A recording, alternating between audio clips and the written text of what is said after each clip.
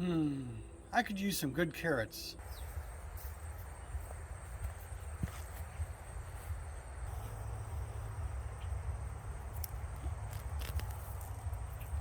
Well, that's disappointing. Hey everyone, it's Steve from the garden. This carrot is one I allowed to go to seed, and that's why it looks the way it does. But that does bring up a point for me, is that carrots are something that I don't do all that well, generally speaking. And so I'm on a quest to grow better carrots. Since carrots are not something I excel at, I'm going to show you some things I'm doing to help improve, or hopefully improve, my carrot growing for this season. I also want to highlight Jason and Colleen at Clive's Conundrum Garden. Now they're on Victoria Island off the west coast of BC, and they're trying to improve their carrot growing using the Terry King method. Now Jason and Colleen, they're relatively new gardeners. They've only been doing it for a little over a year. But it just goes to show that regardless of whether you're a new gardener or someone who's been doing it for a while, carrots can be a challenging thing to grow. Since the bed I'm going to plant the carrots in needs some topping off, I'm going to start with the soil I got on my root pouch I harvested in a previous video, which already has the texture and soil and moisture carrying capacity that I'm looking for. And to that I'm going to add about 2.5 gallons of peat moss, 5-gallon bucket of compost, a couple of handfuls of fine vermiculite,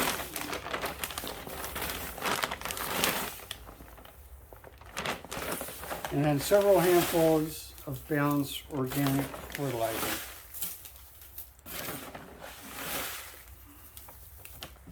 We'll give all this a good mix. Now I may need to add just a little bit more compost to this. And I do have a bucket of my homemade compost sitting here, which I'm going to add into it at the end. Let's get this mixed up first and see what we got. With that first mixing completed, I'm going to go ahead and add some of my homemade compost. Now this contains quite a bit of worm castings in it, and there's also worms still in this mix.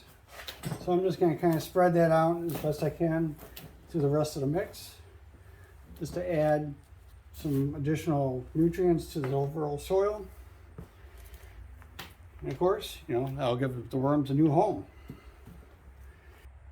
One of the things that Jason and Colleen did when they were planting their carrots is Jason built like a tall bed to hold the carrots, and then he drilled in holes where he put peat moss into that spot.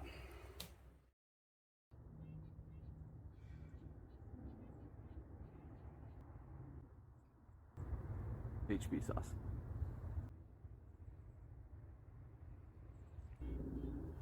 Sweet pea. And that's kind of how they were trying to get that loose soil that can still contain the moisture they need for growing the carrots. All right, so that looks pretty good. First thing I need to do with this area where I'm going to plant the carrots is I need to clear off some of this mulch.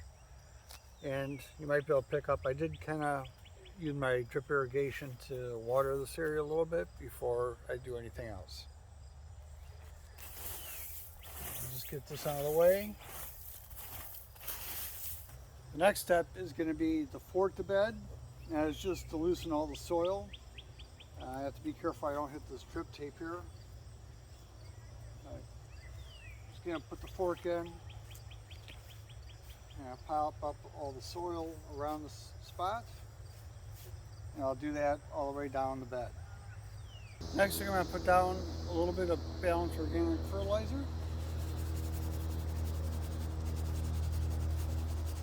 Now this area will get covered up with some additional compost, but I want some extra nutrition down here at the bottom.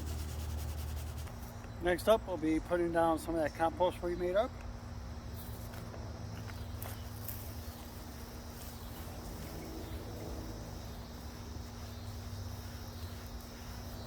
Now I have the compost down, and I made 2 little furrows on each side of the drip tape, so I have a place to put the seeds.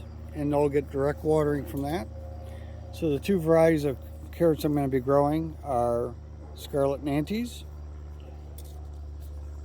and Golden Nugget carrot.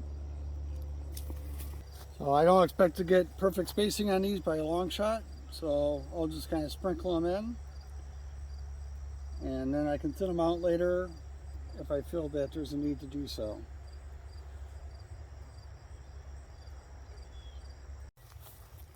The Golden Nugget carrots, they're treated seeds.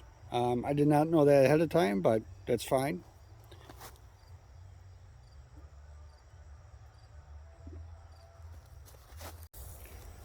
With the seeds in place, actually I got a couple of these Golden Nuggets in here, but that's fine. I'm just going to lightly cover up the seeds I just put in. Now I'm going to cover up the area with a big thick board.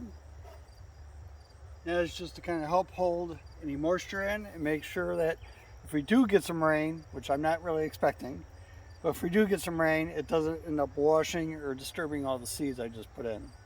The last thing I'm doing is running the drip tape so that the seeds have a chance to get some water on them, and I'll also add some water to that compost and peat mulch I just added in. Carrot seeds are known to be slow to germinate, so I'm going to leave this board in place for at least 4 days before I start checking them. Once I do see them starting to germinate, I'll take off the board and we'll review how much time has lapsed between today and when that happens. It's been 10 days since I planted the carrot seeds, and most of them have germinated. And judging by what I see for germination, I should get a pretty good stand overall. I've been giving the seeds a little bit of water every day, and the first seedlings emerged about 5 days, which for carrots is really good. As the plants get a little bit bigger, I'll determine whether I want to start thinning some of them out, and we'll check back in on these as the season progresses. It'll be about 3 months before I will know whether I succeeded in my quest or not. So until then, I hope you enjoyed, got something out of this, and we'll see you on the next one.